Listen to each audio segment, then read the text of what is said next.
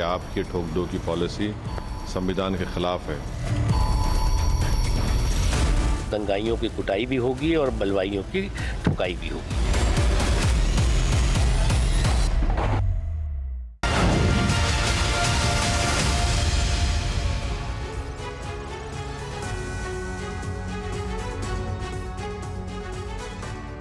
तो बहराइच गोलीकांड के बाद से ही प्रशासन पर, पुलिस पर कई सारे सवाल उठने लगे। सवालों का सिलसिला अब पहुंच चुका है सियासत तक। जी हां, बहराइच कांड पर का सियासी सच, आखिर सियासी बयानबाजी इस पर कहां तक पहुंची है और अब इस वक्त इस पूरे मामले में क्या हो रहा है, यह सारा अपडेट आपके सामने हम रखने वाले हैं। नमस्कार, मैं हूं आपके साथ रवि मिश्रा, मेरे साथ है करुणा शंकर शर्मा। तो पिछले कुछ दिनों से बहराइच लगातार सुर्खियों में है। पहले हिंसा, हाफ एनकाउंटर, फिर दीवारों पर लाल निशान और अब नोटिस पर सियासत हो रही है। दावे के मुताबिक लाल निशान वाले घरों पर बुलडोजर एक्शन हो सकता है। कहा जा रहा है कि आरोपी अब्दुल हमीद का घर कभी भी जमींदोज हो सकता है।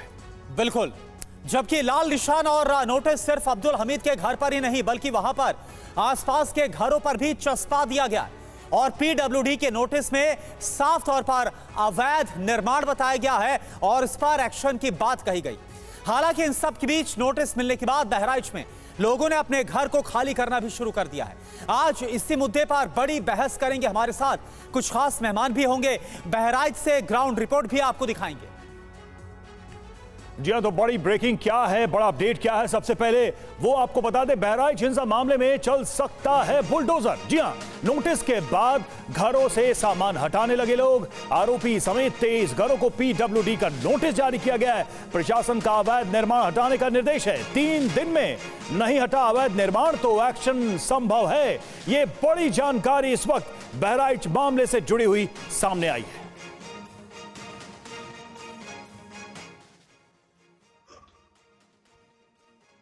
तो देखिए, इन घरों पर नोटिस चस्पा किया गया। 3 दिनों की मोहलत, जहां जहां अवैध निर्माण वहां से वो निर्माण हटा लिया जाए, अन्यथा उसके बाद सरकारी कार्रवाई होगी। बुलडोजर चल सकता है। चिन्हित किए गए हैं ऐसे कई मकान, सिर्फ 1 या 2 मकान नहीं, कई मकान चिन्हित किए गए हैं जो अवैध तरीके से बनाए गए हैं और उस हिस्से को बुलडोज भी किया जा सकता है अगर 3 दिनों में ये खुद से लोगों ने कार्रवाई नहीं की। तो तस्वीरें हम आपको दिखा रहे हैं किस तरीके से लोग अपना सामान हटाते भी यहां से नजर आ रहे हैं। प्रशासन की तरफ से यह नोटिस चस्पा किया गया है उन जगहों पर जिसे चिन्हित किया गया है प्रशासन की तरफ से, एडमिनिस्ट्रेशन की तरफ से अवैध निर्माण के रूप में। और चलिए अब आपको बताते हैं कि आखिर ये पूरा मामला है क्या और घरों पर नोटिस क्यों लगाया गया है। सीधा बिग वॉल का यहां पर हम रुक कर रहे हैं। वो देखिए, वो नोटिस की कॉपी आपको दिख रही है। लोक निर्माण विभाग पीडब्ल्यूडी का नोटिस है। आशंका क्या है? 23 घरों पर चल सकता है बुलडोजर। इस नोटिस के बाद कहां कहां पर? महसी, महराजगंज कस्बा, जहां पर हिंसा हुई थी, वजह क्या? अवैध निर्माण वजह बताई जा रही है और इसी को लेकर इन 23 घरों पर बुलडोजर चल सकता है। किस पर होगा एक्शन, ये भी देखिए। हिंदू मुस्लिम दोनों पर एक्शन होगा। 20 घर मुस्लिम, 3 घर हिंदुओं के, जिसे चिन्हित किया गया है। आदेश में क्या कहा गया है? 3 दिन में खुद अवैध निर्माण हटाएं, नहीं तो प्रशासन अतिक्रमण हटाएगा, यानी कि उनको बुलडोज किया जाएगा, ये आदेश में कहा गया है। अब खास बात आप यहां पर समझिए, पीडब्ल्यूडी और रेवेन्यू मजिस्ट्रेट की तरफ से इस नोटिस को लगाया गया है। नोटिस चिपकाने से पहले घरों में लाल निशान बाकायदा वहां पर लगाए गए थे, यानी कि वह कहां तक जो सरकारी जमीन है वो आती है, लाल निशान से उसको मार्क किया गया था और अब साथ में नोटिस वहां पर चस्पा दिया गया। और सबसे बड़ी बात तो यह कि जिस लाल निशान को लेकर कुछ लोग हंगामा कर रहे हैं उसे पीडब्ल्यूडी ने 1 साल पहले ही लगा दिया था। बहराइच से संवाददाता विपिन चौबे की ये रिपोर्ट देखिए। ये वो घर है जहां से हिंसा की शुरुआत हुई थी, लेकिन आपको बता दें कि ये पीडब्ल्यूडी की सड़क है और पहले से इस रोड का चौड़ीकरण प्रस्तावित है। ऐसे में सड़क के दोनों तरफ जो अतिक्रमण के श्रेणी में आएगा उन तमाम घर, मकान और दुकानों को तोड़ा जाना है। इसकी कार्रवाई 1 साल पहले शुरू की गई थी और आपको बता दें 1 साल पहले मार्क भी लगाया गया था कुछ घरों में जो इसकी जद में आते हैं, यानी जिन्होंने सड़क को अतिक्रमण करके अपना घर बनाया है। इस तरह के लाल निशान 1 साल पहले पीडब्ल्यूडी ने इस तरह के घरों पर लगाया था। सिर्फ यहां नहीं, यानी जो हिंसा वाला घर है जहां से शुरुआत हुई उसके सामने के घर में, इसके अलावा देखेंगे इसके बगल के भी घर में इसी तरह के लाल निशान लगाए गए हैं और आगे भी 2-3 घरों पर लाल निशान लगाए गए हैं। और ये इस बात का परिचायक है कि इंक्रोचमेंट यहां पर हुआ था और इंक्रोचमेंट की कार्रवाई के तहत ये पूरा इलाका मार्क किया गया था और यहां पर जो अतिक्रमण है उसको हटाने की कार्रवाई होनी है। अधिकारी लगातार इस इलाके की फिर से पैमाइश कर रहे हैं, क्योंकि पहली जो पैमाइश हुई थी वहां पर इस तरह के मार्क्स लगाए गए थे। ये वो घर है जहां पर हिंसा की शुरुआत हुई थी, उसके ठीक बगल वाला मकान है और इसके ठीक बगल में आप देखेंगे वो घर, यानी जो अब्दुल हमीद का घर है वो भी इसकी जद में आता। अगर इस निशान को देखेंगे तो लगभग आधा शटर से 3-3.5 फीट का एरिया अतिक्रमण के रेंज में आता है। लेकिन पुराने निशान को छोड़कर अब तमाम ऑफिशियल्स को कहा गया है कि अतिक्रमण को चिन्हित करना है, सड़क का चौड़ीकरण करना है। और बहराइच में बुलडोजर एक्शन की तैयारी है। क्या बड़ी बातें सामने आई हैं और क्या अहम सवाल हैं, एक नजर उस पर भी डालते हैं। 5 सवाल हैं। पहला सवाल यह कि अवैध निर्माण पर नोटिस को धार्मिक एंगल क्यों दिया जा रहा है, क्योंकि दावा तो यही है कि हिंदू और मुसलमान दोनों के मकान इसमें शामिल है। दूसरा सवाल, सरकारी जमीन के अतिक्रमण पर एक्शन तो हिंदू मुस्लिम इसमें क्यों देखा जा रहा है। और तीसरा, हिंदू मुस्लिम दोनों को नोटिस एक तरफा कार्रवाई की बात क्यों। और देखिए चौथा बड़ा सवाल, 1 साल पहले लगे लाल निशान तो एक्शन को हिंसा से क्यों जोड़ा गया है। नियमों के मुताबिक नोटिस तो सियासी रंग, आखिर इसको क्यों दिया जा रहा है, यह अपने आप में एक बहुत बड़ा सवाल है। इन सवालों का जवाब भी हम तलाशते हैं और अलग अलग जो सियासी दल हैं उनका क्या कहना है। हमारे साथ जो इस वक्त खास मेहमान जुड़े हुए उनसे सबसे पहले आपका परिचय करा दे। अनला सिंह जो कि बीजेपी प्रवक्ता इस वक्त हमारे साथ है, फराज किदवई समाजवादी पार्टी प्रवक्ता इस वक्त हमारे साथ हैं, मेहरुद्दीन रंगरेज इस वक्त AIMIM प्रवक्ता हमारे साथ मौजूद है, वरुण पुरोहित जो कांग्रेस के नेता हैं वो इस वक्त हमारे साथ है, सुनीता एरोन जो कि वरिष्ठ पत्रकार हैं वो भी इस वक्त हमारे साथ जुड़े हुए हैं। और देखिए फराज किदवई जी, सबसे पहले मैं आपके पास आना चाहूंगा। जिस तरह से अब कार्रवाई हो रही है, जो महाराजगंज में नोटिस चस्पा दिए गए 23 घरों के खिलाफ जो PWD की तरफ बुलडोजर कार्रवाई की बात कही गई है, आप इसको कैसे देखते हैं, किस नजर से आप इसको देख रहे हैं। देखिए रवि जी, एक शेर से मैं अपनी शुरुआत करूंगा कि लश्कर भी तुम्हारा है, सरदार भी तुम्हारा है, तुम झूठ को सच लिख दो, अखबार भी तुम्हारा है, इस दौर के फरियादी जाए भी तो कहां जाए, कानून भी तुम्हारा है, दरबार भी तुम्हारा है। जब से ये 2014 के बाद से केंद्र में ये आजादी का जो स्वर्णिम काल चल रहा है और उसमें उत्तम प्रदेश की जो बेसिकली लॉ एंड ऑर्डर की सिचुएशन चल रही है। अब आप देखिए, मैं आपको एक अखबार की कटिंग दिखाता हूं जिसमें लिखा हुआ है can't bulldoze the due process. ये माननीय सुप्रीम कोर्ट ने बोला था ये बुलडोजर इनजस्टिस के मामले में। भारतीय जनता पार्टी और खासकर उत्तर प्रदेश की जो सरकार है वो द्वेष की भावना से रवि जी बुलडोजर की कार्रवाई करती है। आप देखिए कि लखनऊ में भी बुलडोजर अगर चला, नहीं फराज किदवई साहब, ये जो बुलडोजर की कार्रवाई है वो अभी हिंसा के बाद इसको नहीं शुरू किया गया। जैसा हमारे संवाददाता भी ग्राउंड रिपोर्ट बता रहे हैं, लाल निशान इन मकानों में 1 साल पहले लगा दिया गया था। अवैध निर्माण जो किया गया, बोल दिया भाई या तो आप खुद गिरा लो या फिर 3 दिन के अंदर हम गिरा देंगे। देखिए, मैंने आपको जो शेर सुनाया रवि जी, वो ये लाल निशान पर ही सुनाया था, जो मैं फिर से इसकी पहली लाइन में रिपीट कर दे रहा हूं कि लश्कर भी तुम्हारा है, सरदार भी तुम्हारा है, तुम झूठ को सच दिखा दो, अखबार भी तुम्हारा है। तो अब मैं आपके ऊपर बिल्कुल नहीं कह रहा हूं, मैं ये पूरा हमला सरकार के ऊपर कर रहा हूं। लखनऊ में बुलडोजर की कार्रवाई होती है रवि जी, उसमें अब आप बोल रहे हैं कि हम लोग धर्म देखते हैं, हम धर्म कहां देखते हैं। लखनऊ में जो बुलडोजर की कार्रवाई हुई, सरकार ने धर्म देख करके एक धर्म के 99% मकानों को नेस्त नाबूद कर दिया और कम से कम 5000 मकानों पर लाल निशान बने हुए तो उनको छुआ तक नहीं।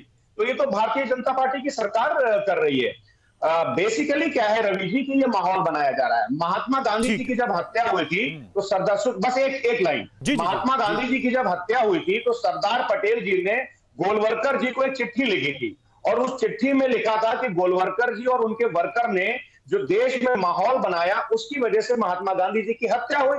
तो भारतीय जनता पार्टी जिस तरह का आज की तारीख में देश में माहौल बना रही है, डिवाइड एंड रूल वाला जो अंग्रेजों ने और ईस्ट इंडिया कंपनी ने किया था, वही माहौल का ये आज लेकिन किदवई साहब, कुछ तथ्य तो हैं, उनको हम कैसे डिनाई कर दें, वो सामने आए हैं। अनिला जी, अब सवाल यही बनता है कि 1 साल पहले नोटिस दिया गया, उस पे लाल चिन्ह लगा दिए गए, लोगों को कहा गया था कि वो हटा ले नहीं तो हम कार्रवाई करेंगे।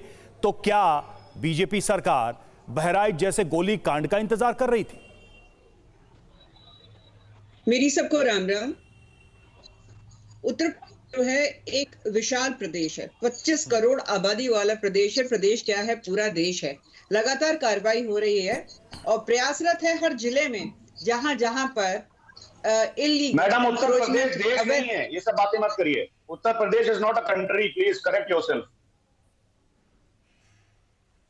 If you do not have understanding of English, do not try to speak English here. Okay, this is a Hindi show. और मैंने कहा it is like a. I can very well understand English. Faraz के भाई, I can very well understand Faraz के भाई, Hindi and I can very well understand. और अनिला जी, देखिए कोई किसी बात ये गुजारिश है, एक एक कर अपनी बात बोले, कोई किसी को इंटरप्ट ना करे, रोके नहीं और पर्सनल मत करिए प्लीज। कोई किसी को पर्सनल ना हो और कोई किसी को रोके नहीं। Information, this is unconstitutional. This is unconstitutional. This is anti-national. That you are saying Uttar Pradesh is a country? What are you talking? Bharatiya Janata Party is saying Uttar Pradesh is country? आप Please correct yourself and say. मेरे से करवा लीजिए। किदवई साहब एक बार अनिला जी को सुन लेते हैं कि वो क्या कहना चाहती है। अगर कोई मेटाफर यूज कर रही है तो उसको भी हम देखते हैं ना। उत्तर आप प्रदेश उनको देश पहले नहीं है, देश भारत है। इनसे कहिए अपने शब्द वापस ले। वो आप उनको अनिला जी जो आपकी तरफ से कहा गया उसको लेकर आपत्ति है, आप थोड़ा बता दीजिए आपका संदर्भ क्या था, क्या आप अपनी बात को रखना चाह रही थे, आप इसको क्लियर करें। देखिए, जो मूर्ख होते हैं ना उनकी बुद्धि में कुछ नहीं पड़ सकता। Madam please mind your language. अगर ये अनिला जी गुजारिश है इस डिबेट के दौरान ऐसे पर्सनल और ऐसे शब्दों का बिल्कुल भी इस्तेमाल ना करें। कंपैरेटिव आपका इंटेलेक्ट लेवल देख लिया, आपका इंटेंशन देख लिया कि आप प्रदेश को देश बोल रही है। जो व्यक्ति जो टीवी 9 के करोड़ों लोग सुन रहे हैं कि भारतीय जनता पार्टी के प्रवक्ता भारत जैसे विशाल और महान देश के प्रदेश को देश बोल रही है। ये कौन सी मानसिकता है? ये गोडसेवादी मानसिकता है। किदवई साहब उत्तर लेंगे आप। किदवई साहब सुन लिया। किदवई साहब देखिए, हमारे पास सीमित समय होता है। आपने अपनी आपत्ति दर्ज कर दी, अपनी बात कह दी, अब धैर्य रखिए और जवाब सुन लीजिए। मुझे लगता है वो भी जरूरी है। ये मुझे मूर्ख कहेंगी है ना? नहीं, हमने उस चीज वो चीज एक्सेप्टेबल नहीं है। अनिला जी साहब ने रिक्वेस्ट किया कि भाषा की मर्यादा हम बनाए रखेंगे अपने बहस में, अपनी बातचीत में। टीवी 9 पर हम कम से कम इतना इंश्योर करेंगे कि मर्यादा बनी रहे, तीखी बहस हो लेकिन तथ्य परक हो। अनिला जी अपनी बात कहिए प्लीज। मैं अपनी बात रख रही हूं, पर ये नहीं है कि कोई भी मेरे साथ गुंडागर्दी करेगा। आप उस सवाल का जवाब दीजिए जो मैंने आपसे किया था अनिला जी कि एक साल का वक्त क्यों सरकार ने लिया। ये भी सुने, कृपया करके मुझे आपको टाइम देना दे दीजिए, नहीं तो मैं उठ जाती हूँ। अनिला जी अपनी बात, कोई तरीका नहीं है मेरा टाइम जो ये व्यक्ति खा जा रहा है। अनिला जी अपनी बात करिए, मैं फिर कहती हूँ, उत्तर प्रदेश एक राज्य नहीं, एक राष्ट्र की तरह है। 25 करोड़ की आबादी, अगर पूरे यूरोप की भी आबादी हम देखा जाए तो ऑलमोस्ट हमारे उत्तर प्रदेश के बराबर है। ये गुंडागर्दी की पार्टी, माफिया, डॉन, अपराधी और टेररिस्ट को पालने वाली ये पार्टी जो आज हमें पाठ पढ़ाएगी, बर्बाद करके रख दिया प्रदेश को। और यहां बैठकर बोल रहे हैं 2.5 इंच की जवान है, कैसे भी हिला दो। चुन चुन के मैं कहती हूं, अवैध निर्माण जहां जहां हुआ है बिल्कुल गिरेंगे। चुन के गोली लगेगी और गोली ये नहीं देखती कि छाती है कि सर है कि पैर है। चुन के मारेंगे। हाँ, महात्मा गांधी का यहाँ पे उदाहरण दे रहे हैं बैठकर। आरएसएस के बारे में उल्टा सीधा बोल रहे हैं। अरे महात्मा गांधी ने, जवाहरलाल नेहरू ने, लाल बहादुर शास्त्री ने और तो और राजीव गांधी ने भी आरएसएस से मदद मांगी। जानते हो कुछ इतिहास? केवल बस बोलना है। संघ के विषय में कुछ जानते हो? यहां पर बैठकर बात कर रहे हैं, दे दी हमें आजादी बिना खड़ग बिना ढाल। हाँ, क्या योगी आदित्यनाथ जी के लिए हम बोले कि कर दिया अपराध दूर बिना खड़ग बिना ढाल? गोरखपुर के संत तूने कर दिया जी नहीं, भयभीन होए ना प्रीत। चुन कर निशाने पे लेंगे। चलिए ठीक है अनिला जी, जो आपको जवाब देना था वो आपने जवाब दिया। करनी है करते हैं अनिला जी, ठीक है। फराज किदवई साहब सभी मेहमानों को सुन लेते हैं। अनिला जी आप बिल्कुल प्लीज पर्सनल मत होइए, किसी पर कोई निजी टिप्पणी मत करिए।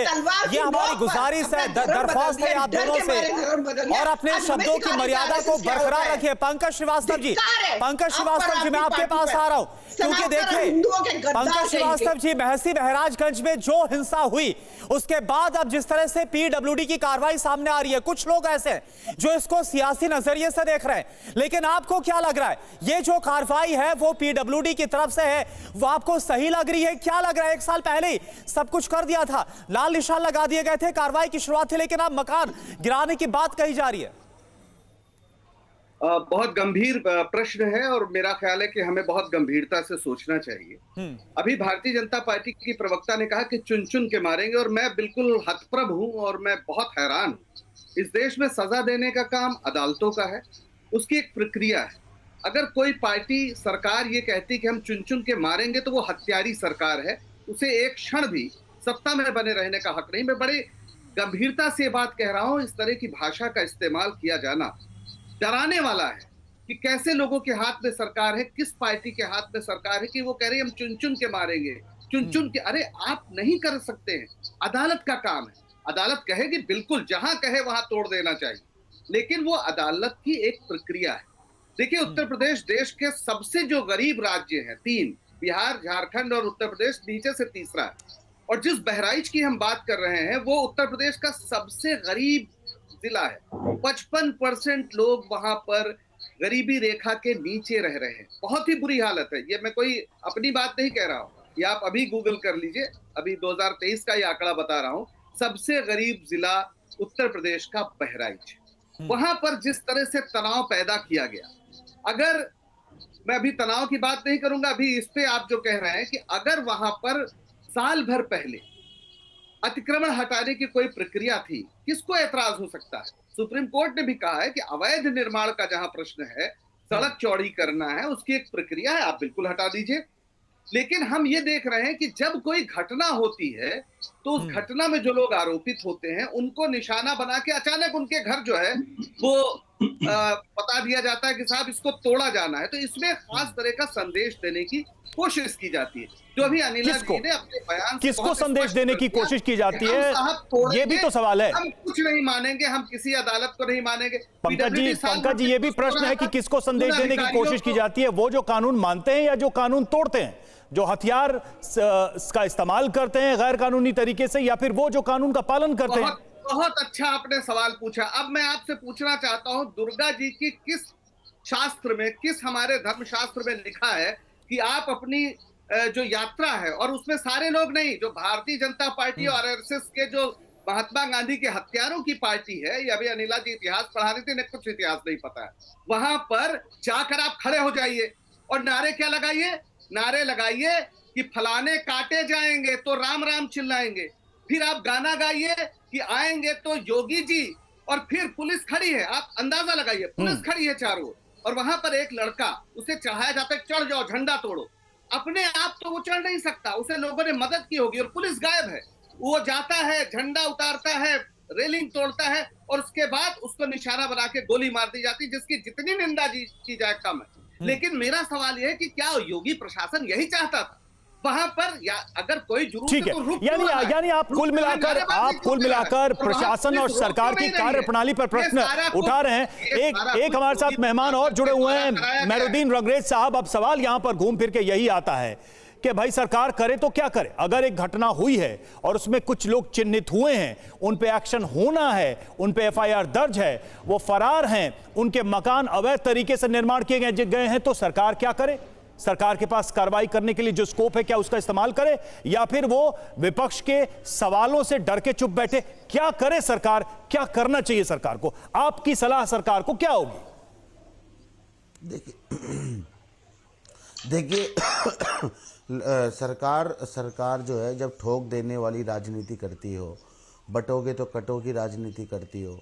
दूसरा एक बात तो एक मेरा पॉइंट है, दूसरा पॉइंट ये है कि जब वो यात्रा निकाली जा रही थी तो यात्रा पूरी जो है शांतिपूर्वक निकल रही थी, मगर जब मस्जिद के बाहर जाते हैं तुरंत वहाँ पर नंगा नाच करते हैं, वहाँ पर झंडा जो है उतारा जाता है, ऊपर चढ़ाया जाता है और आपत्तिजनक नारे लगाए जाते हैं।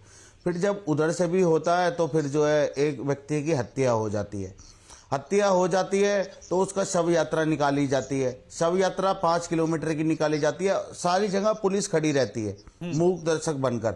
जब वो यात्रा निकलती है तो उसमें लाठी, डंडे, तलवार सब होती है, पुलिस कोई भी कहीं पर भी कहीं नजर नहीं आ रही। इस तरीके का एक माहौल बनाया जाता है। उसके बाद क्या होता है? उसके बाद अपराधी पकड़े जाते हैं। जब अपराधी पकड़े गए, उनकी जांच हो गई, उनके पास कुछ नहीं है, फिर उनको मौके पे ले जाते हैं और मौके पे ले जाकर कहते हैं कि जी इन्होंने तो पुलिस के ऊपर फायर किया। फिर जो है उनके पैर में गोली मार दी जाती है। और एक दिन पहले उसी लड़के की बहन ने कहा, बाकायदा इंटरव्यू दिया, सारा सोशल मीडिया पे भी चला, कि मेरे भाई को कल से और मेरे पिताजी को 2 दिन से वो पुलिस ने जो है STF ने उठा रखा था। वो मैं कह रहा हूँ ये पैटर्न आप समझिए, इसमें जो है ये टूल किट कौन लोग बन रहे हैं, जो बच्चे नाबालिग हैं या अनपढ़ हैं, उन लोगों को बीजेपी और बजरंग दल और RSS के लोग उनको इस तरीके का माहौल, इस्लामोफोबिया से उनको इस तरीके से बताया जाता है कि सब चीजों के जिम्मेदार अगर कोई है तो वो मुसलमान है। वो ऐसी एक्टिविटी करते हैं, उसके बाद क्या माहौल बनता है। अब ये बताइए, जब सुप्रीम कोर्ट ने ये कहा कि किसी पर भी मकान पर बुलडोजर नहीं चलेगा जी, एक अपराध होता है, उसके 2 दिन बाद आप जो है अगर अवैध निर्माण हुआ तब भी, अगर अवैध निर्माण पाया गया तब भी। अरे सर सुन तो लीजिए, मान लीजिए आज मेरा घर अवैध बना हुआ 50 साल से, आप समझिए बात को, और मैंने आज कोई अपराध कर दिया यूपी में, तो कल ही मेरा घर अवैध हो जाएगा। सर ये मानसिकता समझिए। इसका मतलब है कि वो ये बात जो 80-20 की बात करते हैं और संविधान की शपथ ले रखी है मोदी जी ने और योगी जी ने, अगर वो ये करना चाहते हैं कि भाई 80 करोड़ की बात करेंगे, 20 की नहीं करेंगे, उनको दबाएंगे, डराएंगे, उनके मकान तोड़े जाएंगे, उनके एनकाउंटर किए जाएंगे, फर्जी एनकाउंटर किए जाएंगे, ठोक दो। जब योगी जी इतने बड़े मन से कहते हैं ठोक दो, तो अधिकारी क्या करेगा भाई?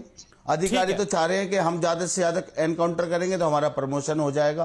तो इस तरीके का ये देश, देखिए देश संविधान से चलता है, ना कि जो है ये तानाशाही से चलता है। ठीक है, यानी कि माहौल बना रखा है भाजपा ने, ये लग रहा है कि जो पैटर्न आप समझिए, जहां तो बहाना है, लेकिन असल में खास समुदाय को टारगेट पर लिया जा रहा है। लेकिन अनिला सिंह जी, यही सवाल लेकर मैं आपके पास आ रहा हूं। विपक्ष यही सवाल पूछ रहा है, वो बोल रहा है कि भाई अगर 1 साल पहले अवैध निर्माण पाया गया तो आप क्यों वहां पर खास तौर पर एक खास समुदाय को निशाना बनाया जा रहा है। वो बात अलग है कि जिन 23 घरों को चिन्हित किया गया, नोटिस चस्पाया गया है, 20 उसमें से मुसलमानों के और 3 उसमें से हिंदुओं के भी।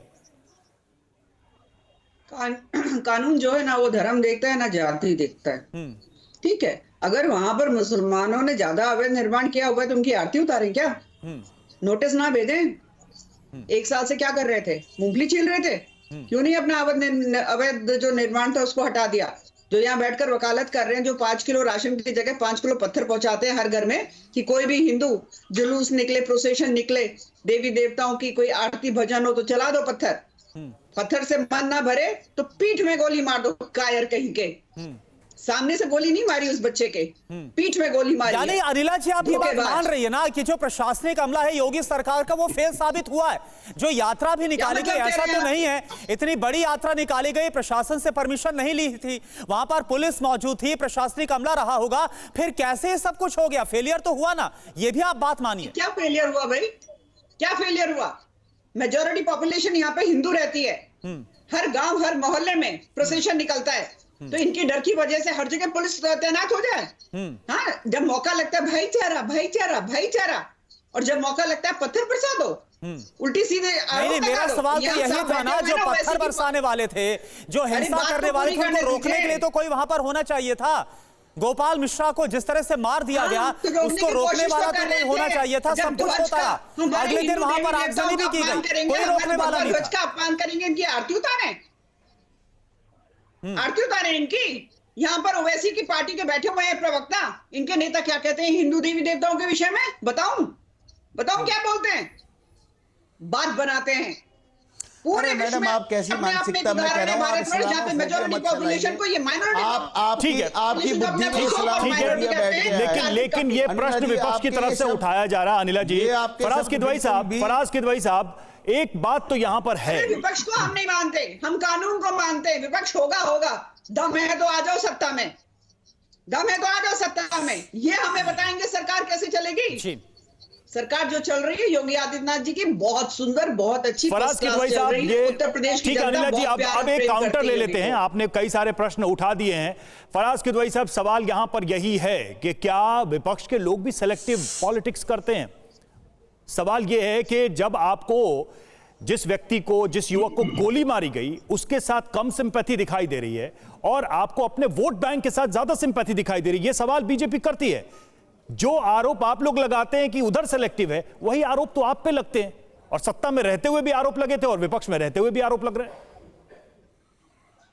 रवि जी, दो चीजें हैं, बल्कि तीन चीजें हैं। सबसे पहले तो मैं ये क्लियर कर दूं कि जिस लड़के की हत्या हुई वो बहुत गलत हुआ, ऐसा नहीं होना चाहिए।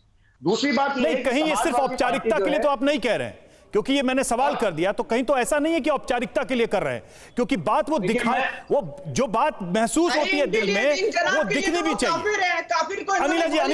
अनिला जी मैं बात कर रहा हूं ना, अनिला जी प्लीज, अनिला जी मैं बात कर रहा हूं, मेरा सवाल है, उनको उत्तर दे दीजिए। फराज की तो ऐसा बात पूरी करिए।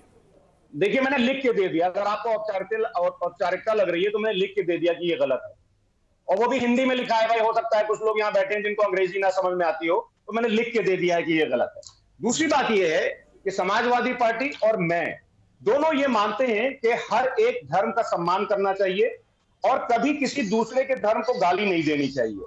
अभी बाराबंकी में एक शोभा यात्रा निकल रही थी, उसमें एक हमारी हिंदू बहन है, उन्होंने ट्विटर पे ये पोस्ट किया और मां के जुलूस में मां की गालियां दी जा रही थी, जो कि मैं आपके चैनल को सुना भी नहीं सकता हूं।